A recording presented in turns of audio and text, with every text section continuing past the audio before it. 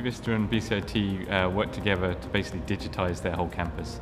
So part of that is we'd use 3D laser scanning technology, go out there and capture an as-built picture of their whole facility, and then turn that into 3D models and 2D CAD drawings that they're able to use downstream in their facilities management for all their processes that they're using to manage and understand what their assets look like. So any project on this scale, 3 million square feet, so many buildings and different campuses around the city centre, essentially planning that logistically to go out and capture all those things, particularly with an active environment like a university, is always a challenge. So working closely with BCIT, planning that and executing it is one of those things.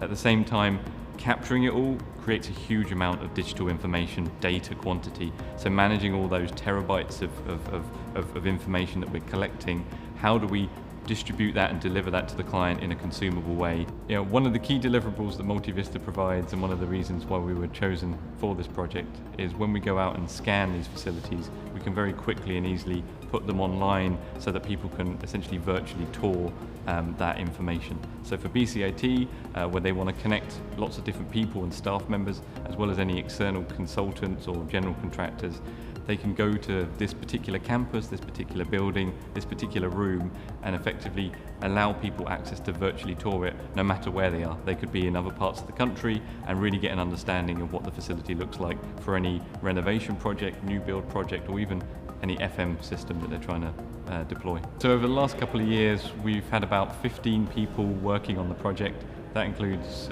technicians involved in laser scanning, UAV drone pilots, as well as data processors. And we basically used a combination of UAV drones, Phantom 4s, Leica RTC 360 laser scanners, as well as traditional photography and 360 photography. We take all that information, we process it, and then we deliver it via our online platform for our customer to use.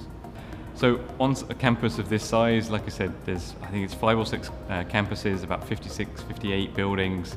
There's a huge amount of man hours that go into that. So I think we spent to date over 1,000 man hours actually out there scanning and capturing the as-built environment as it is. We then take that information, process it, and as a secondary step, we're now converting it all into 3D building information models and 2D CAD drawings.